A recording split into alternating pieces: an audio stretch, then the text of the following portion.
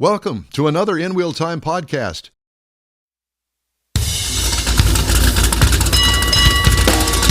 Welcome to the paranoid show called InWheelTime. Coming up, we talk to Michael Wooding about car valuations. Jeff has his car culture. It dives into new car shows. In particular, will the Detroit Auto Show survive? And then Mr. Mars reviews the 2025 Chevy Traverse. Howdy, along with Mike Out of This World Mars. We always need more Jeff Zekin to a point. And Chief Engineer David Ainsley, I'm Don Armstrong. Glad you could join us today. Thank you very much. We're back in the studio for a little while anyway. Till what, March? Believe so. Something like that. That's our next tentative date. Yeah, okay. So about a month away. But we're here with you in our home away from home, the Sugar Shack Studios. Joining us today in the Sugar Shack studio, well, not in the studio, but I will say that he is just a hop, skip, and a jump down the street a bit. Michael Wooding from the Auto Appraisal Network and Woody's Waterfront Car Show. And it's good to have you with us this morning. Good to see you, my friend. Good morning. You doing well? I'm doing fine. I'm doing fine. Making strides and improving every day. Good. Glad to hear it. So let's talk, first of all, about what you do with the Auto Appraisal Network. What is it? And sell it for us. We are appraisers of custom, classic, and collector cars.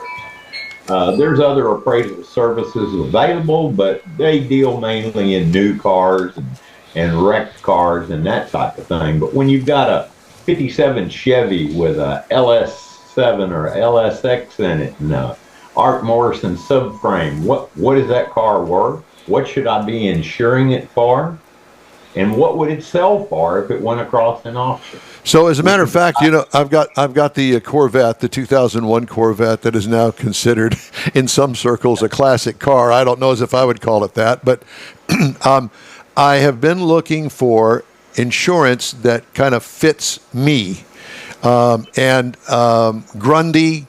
And what is the other one that everybody Haggerty. The problem with those is one of them, at least, that I just found out. You got to have a garage. Yeah. And you have mileage limits. And one of them, you also have to have another car like a daily driver that's registered. Yes. Well, I don't have a garage. And I don't have a daily driver because I do press vehicle reviews, so I get a new car from the manufacturers every week. So that counts me out. So in the meantime and in between time, my Allstate car insurance is killing me now at $150 a month for the Corvette, and that's not with collision. That's just to be covered in case I get into a wreck and it's my fault. That's it. You're kidding. No. There's got to be a better plan than that. There has to be.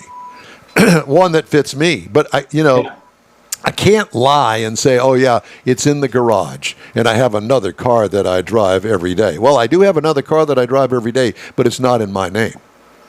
So there lies the problem. So I'm going to let you think about that, and then you can say, Don, I've thought of something, and try this. So anyway, back to the point that you've got, and that is that we have you to take, for instance, my 2001 Corvette and give it a valuation, because I'm going to take your valuation to Haggerty or Grundy or one of those providers and say, correct, here's what I think. Is what I think is the value. Here's what you, as an outsider, think the value of the car is. And well, I'm thinking at this. I'm thinking on the things that we base ours on comparable sales. Comparable sales. Yes. So, mine does have, if you want to call it a resto mod, I wouldn't call it that, but it does have air intake. It's got a Corsa exhaust. It's got different wheels on it. It's got Corbo seats in it. It's got a Hurst shifter in it. So I've made some modifications to the standard stock vehicle that mine now has 35,000 miles on it. But you wouldn't call it a resto mod. That is not a resto mod. No. So what would you call it? Just a modified car. A jacked up car that Don Armstrong jacked up. No, modified. Modified. Yeah. That's the professional term. Well, who's professional? He is. It's better than Opus. That's true. Yeah, exactly. All right, so it's a modified car. I haven't done really any engine work to it. It's stock LS1. So, Which is a very durable engine, will last you for 250,000 miles if you keep the oil changed in it. yeah, and don't blow it up. Yeah. There's that. So, so you do those kind of Valuation. yes. Correct. Do you not? Yes. And we do them in several different forms. Like I said, you have an auction value or a fair market value. That's if it crossed the block at a Mecum or a Gooding tomorrow, what would that car sell for? Okay? Yeah. We can give you that number. We can give you an insurance valuation, which would be that number, that auction number, plus 15 to 20%. And the reason you go 15 or 20% higher is, one, you'll have to find a replacement car, which is going to be difficult on a custom classic or collector type car. You're going to have to ship it from God knows where. There's going to be time and money invested in just acquiring that new car that matched your old car. So we go 10 to 15 to 20% higher sometimes on particular cars. So if I was going to replace that car, I think that I would probably look for a C7 Corvette as opposed to a C5 or a C6. So then those numbers obviously would be skewed, not matching the 2001 value because it's a newer car. Yeah, but Absolutely. What, Mars? I was going to say, in my drooling over cars, over Corvettes, your Corvette has got a lot more value than a 6. Most of the 6s that you go out there and look at are selling for, a lot of them sell cheaper than your 5. Now, the I 7, wouldn't know. I don't. that's something that some of the boards talk about, how come the C5s are holding their value better than the C6s. And some are even saying maybe the 7s. They're just not appreciated by the market from what I've seen drooling over them. Well, Michael Wooding would know better than us. They're holding their own. They're not gaining in value or going up, but they're because they make such good track cars. You know, somebody with a little bit of extra money can pick up one of those cars at a reasonable price and take it straight to the autocross and start racing that car. And so those purchases and those builds help bring the value of those cars up and hold it in a specific place. But the market for collector and classic cars right now is depressed. It was depressed all of last year. Really thought it would start coming back in February, March here, but it's looking like it's going to be even later in the year. Could be December before we see the strong values that we saw in 2022. So what you're saying is that perhaps if you're in the market for a car that, say, for instance, Mecum would have, that this would probably be a good time, the upcoming Mecum auction here in Houston, to go. It's a buying time. Yeah. Absolutely. So do you have a booth there that that says Auto Appraisal Network? Famous Michael Wooding will value the car for you and tell you if this is a good buy or not? No, usually I end up there looking at a car or two for clients in other parts of the country. A lot of people are scared to buy a car without physically touching it or seeing it. Mm-hmm. Okay, you see it online, it looks good, but what does it look like underneath? Well, and that's what I've been preaching, since we met you, and I understand how crazy the custom car, the resto mod can be. It looks great on the outside. Of course, some of the television shows that I've seen, drooling over a 69 Camaro, and then they get it up on a rack and holes all in the frame. It's been wrecked, nothing straight. It's terrible underneath. Yeah. They can, you can put a lipstick on a pig, but it's still a pig. Yeah. But also, the Mecum has classifications, they have criteria that they go through before they put the car up on the block, and you have to have it inspected from them prior to that before they make sure the title's right and the numbers match if that's what you're going to tell people. So they've got a process as well, right? Well, they also have another process that I learned about, Michael, and that is the fact that, for instance, if you're going to sell a custom car or some other vehicle, let's say, a 1970 Camaro, that besides the engine block number and besides the tag under the hood or the door, that there can be on some cars a hidden VIN number that they know where it is, but I didn't know that there was one up underneath the fender well. That's a rarity. There's most cars are pretty straightforward as far as how they were built. There's usually a VIN tag somewhere, and then there's a data tag somewhere. The data tag usually tells you when the car was built, what color it was painted originally, what kind of motor it had in it originally. The VIN number doesn't give you that kind of information. So you have to have that data tag. And then when you get into high-end collector cars, you look for what they call the build sheet. And that's a mere piece of paper that at the factory followed that car along as it was built and told them what to put on it. When they got to the end of the line, they might throw it on the floor and put the carpet over it. They might stick it underneath the back seat. They might glue it to the top of the gas tank. Several different places they've found those build sheets in the cars. And if you can get a build sheet to back up your car, and it's a nice original car, you're talking great value. And now, and do they still use build sheets on all cars? No, they don't. No, it's not. It's computerized now. Yeah, versus a piece of paper that actually follows the car. Can you? If you, let's say, for instance, a 69 Camaro, and I know that I just used that, I'm just throwing it off the top of my head. That had a build sheet with it, did it not? Mm-hmm. It did. Okay. And so if, let's say, I can't find the build sheet or it's been lost along the way, can you go to Chevrolet and say, can I get the build sheet for that particular car if you got the VIN number? No. Can't. Chevrolet does not have that information anymore. There are guys like Galen for the Mopars and various individuals that bought out GM records and Ford records, and Kevin Marty for your Marty reports. What they did was actually buy the archive from GM and from Ford, and they house those so they can go back there with a VIN number and tell you what that car was built with. Now, and how many of those cars were built that way. Now, does the Auto Appraisal Network, if I want to, can I use your services to delve into that?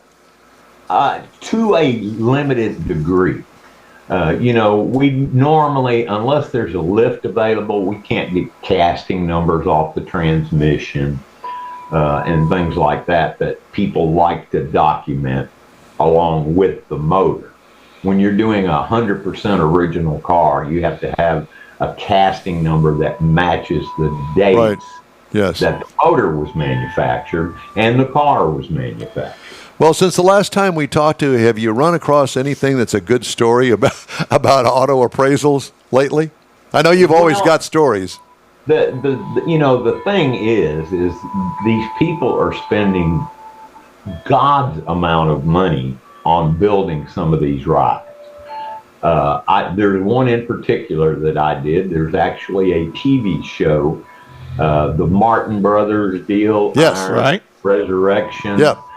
They built this Hudson pickup truck for a gentleman. I remember it. That was absolutely gorgeous. Okay, but the guy that commissioned it didn't even live to see it finished. His brother had the car finished and delivered. The overall bill was $500,000. Yeah. Jeez. Okay. He had me out to appraise the car, that because he had another one or two also, and appraised that truck on what he could expect to get for those at auction. Yep. We said around 275 to 300. That's all. That's it. Even though they had $500,000 into it. Doesn't matter what you spend, it's what the market will bear. Yep. Wow. Okay. Do you know? Did you follow it through? Did they get the money for it? No, he sold it for $285,000. Wow. And they put $500,000 into it. Yeah. Oh my God! It sounds to me that my '77 Corvette that I don't even know how much money I put into it. I bought it brand new for $11,000, custom paint, chrome, all this stuff, and I sold it for next to nothing. Nothing. Yeah. So that's one of the.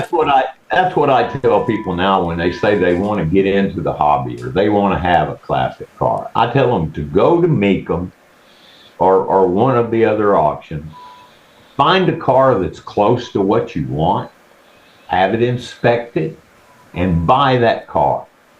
And then change that car to what you want. Right. Okay? Yep. If you wanted a red 70 Buick Grand Sport. Oh, yeah. 455, okay? Yeah, You can find the yellow one, and you can buy it at a reasonable price. It comes across. You buy that, put a paint job on it, you've got what you've got, and you've got a good driving classic car that you can use, or you can go all the way and start showing it, when you redo those things. Hey, we're running out of time here. How are things coming along with the this year's Waterfront Car Show? Well, it's going to change a little bit in that I have contracted the Houston area Pontiac Club to work the show and handle all the issues for me. Gotcha. So they'll be doing the parking, they'll be doing the judging, they'll be doing it pretty much all of it this year. And they've got a lot of experience because they do a show down in Galveston. Right, that's March 22nd on the Stream. Nice show. That show will be out, and that's always a good show. Well, Michael, it's great to talk to you. Thanks so much for joining us today. Good luck with your health, and we hope to talk to you again soon. You stay in touch with us now, you hear? If you want to trade that bet, now's the time to trade it. I'm good right now, but I appreciate the offer. Thank you, sir. Thank you, Michael. Take care. Okay, You bet. y'all have a good one. You Bye. too. Just ahead, Mr. Mars has a review of the 2025 Chevy Traverse, and Jeff has his car culture feature on the Detroit Auto Show. InWheelTime Car Talk Show continues in just a couple of seconds. The Tex-Mex dining experience is defined by Lupi Tortilla, your destination for Texas's best beef fajitas and frozen margaritas. Since 1983, Lupi Tortilla has served authentic and time-tested recipes made with the freshest ingredients. Atmosphere is part of the award-winning experience at Lupi Tortilla, all developed in a little house near Highway 6 and I-10 in West Houston. Visit any of the Lupi Tortillas and you'll see the same attention to detail in each and every location. Start your Lupi experience with queso flammeado and guacamole, along with a classic frozen margarita. Dine on famous Lupi beef and chicken fajitas, or pepper shrimp brochette, or a fish or vegetarian entree, and finish with a scrumptious flan for dessert. Find Lupi Tortilla in Houston, College Station, Beaumont, Austin, San Antonio, and Dallas-Fort Worth. There's a Texas location near you. The recipes are authentic and time-tested.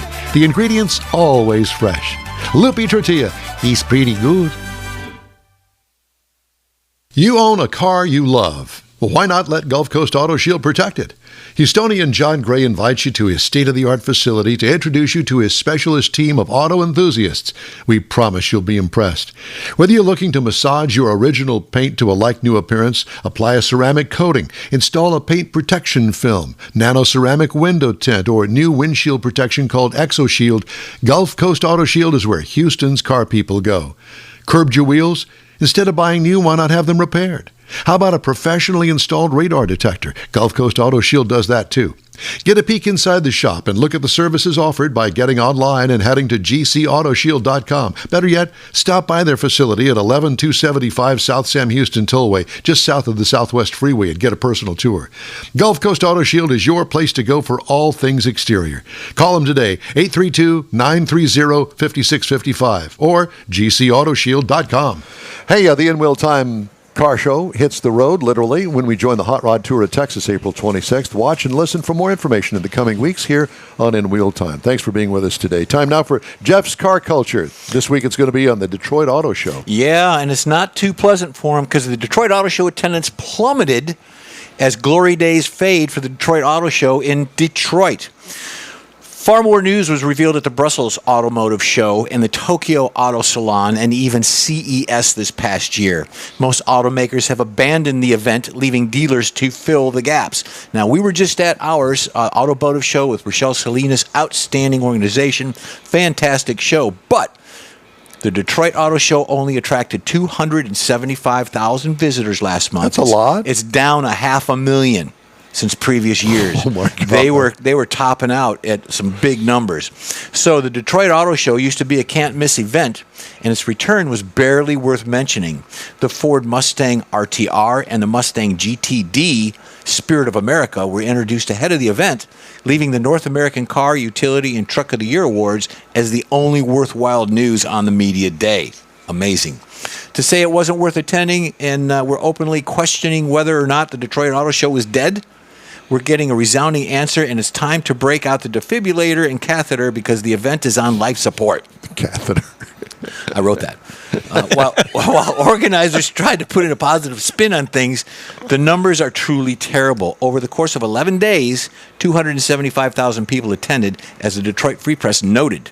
The pales in comparison to the 780,000 people who attended in previous years. That's a staggering decline. As a result, it's hard to judge and make up the lackluster lineup, and the return to January has impacted everything. Despite the awful attendance, organizers proclaimed it was one of the largest auto shows in the U.S. However, the numbers aren't much to brag about. In the former Motor City, Jewel barely beat the 2024 Chicago Auto Show. It's shorter. The Chicago one was shorter by a day, and it attracted 260,000 guests. So it was a little bit more and less days. The lackluster showing isn't much as a surprise for most automakers. The decline to Detroit was a worthy effort to do it. But as a result, dealers, 4 indoor tracks, and randomness included the Army, the Marines, and a Polish investment and trade agency helped fill the leftover space on the floor. Did they have any pierogies in there? I hope they did, because those are awesome. This didn't stop officials from proclaiming. What is the whole thing with the dinosaurs? I don't know. There? It was just some event that this whatever Ford or. Well, I was just going to say because like a dinosaur. What is that? This thing? Is that like a Bronco back there? I don't know. It could be a Bronco. They didn't stop officials from proclaiming that the show had a true energy and a robust lineup of vehicles. While that's enough to make your eyes roll, the event had estimated economic impact of $370 million. It cost them that much, actually down. Organizers also said there were 34 brands on display as well as nearly 500 vehicles. They're turning it into a different kind of show, evidently. The latter figure appears to include 150 modified personal vehicles that were shown in partnership with Modded Detroit. That's a club, evidently, there. While it's easy to write off the show as a major disappointment, the charity preview raised $1.7 million for the children's charities around the area. That's good news, although the show's future looks far from bright if things do not improve. With all this being said, is the Detroit Auto Show dead, or is it just transitioning into a post-auto show era? Not much new, and it's hard to justify a trip to the Motor City. It's a shame. Yeah. It really is. All right, time now for this hour's car review. Mr. Mars has the Chevy Traverse he wants to talk to you about. All right, Michael. Yeah, buddy. So I was really interested in this vehicle because we had a kind of a run with the Chevrolets. And this is the 2025 Chevrolet Traverse High Country. Now, this is a new trim level this year. It's been available in several other vehicles. They dropped their baseline and kept it at 4 trim levels by including the High Country. It's an LT, a Z71, the new High Country, and then there's the RS. The one we had, the High Country, is front-wheel drive. There is an all-wheel drive available.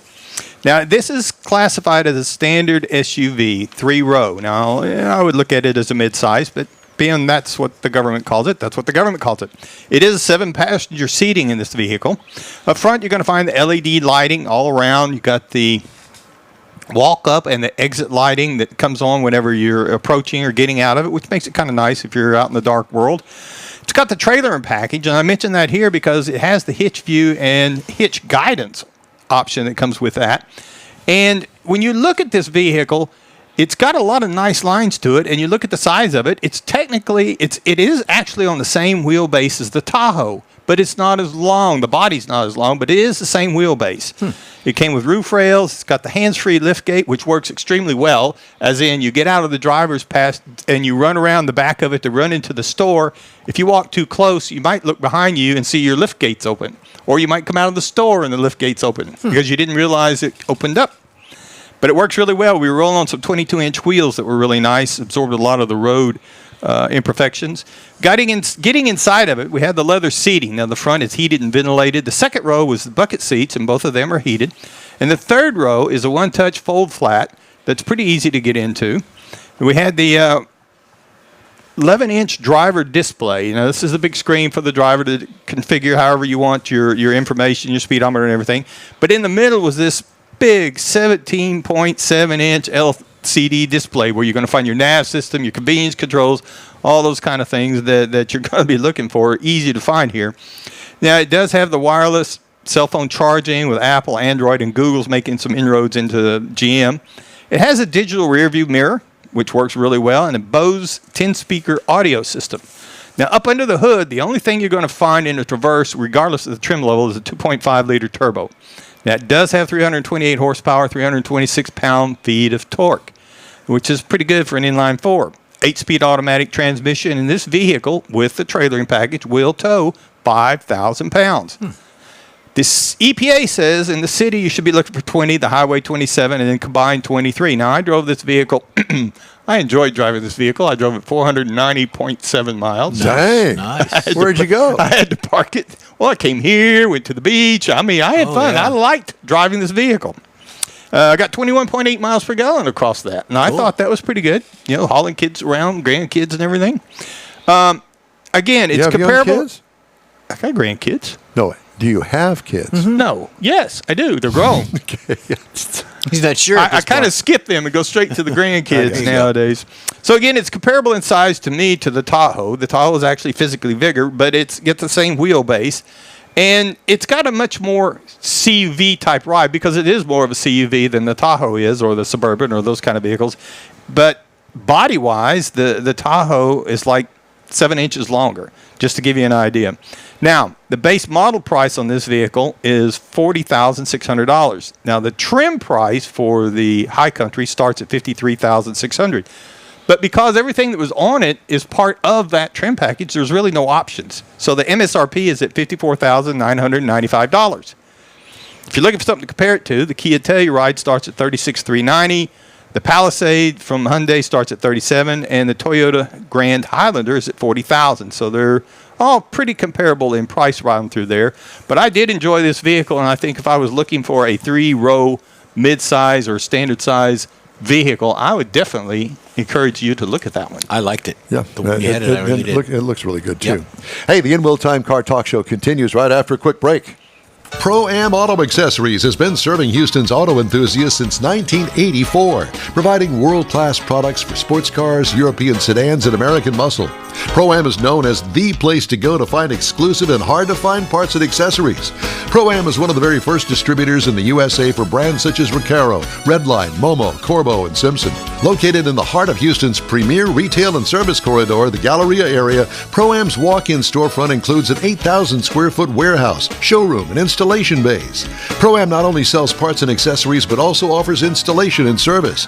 Pro-Am is now reaching a worldwide audience through Pro-Am.com, taking its local reputation to the rest of the world. At Pro-Am Auto, you'll be dealing with a small group of professionals who truly want to help you with your automotive needs. If you don't see what you're looking for on the website, call and Pro-Am will lend you a hand. Pro-Am Auto, 6125 Richmond at Green Ridge in Houston's Galleria area. Call them at 713-781-7755. The award-winning InWheelTime Car Talk Show now reaches 5.3 million folks each year. Check us out on InWheelTime.com, the Odyssey Radio app, YouTube, Facebook, and just about every other entertainment source out there, including our live broadcast every Saturday, 10 to noon Central Time. The InWheelTime Car Talk Show has informative automotive guest interviews, new car reviews, along with popular features including Jeff's Car Culture, the latest new cars, cruise-ins, and racing dates. It's InWheelTime.com. Join us. That's it for this podcast episode of the InWheelTime Car Show. I'm Don Armstrong, inviting you to join us for our live show every Saturday morning on Facebook, YouTube, Twitch, and our InWheelTime.com website. Podcasts are available on Apple Podcasts, Spotify, Stitcher, iHeart Podcast, Podcast Addict, TuneIn, Pandora, and Amazon Music. Keep listening, and we'll see you soon.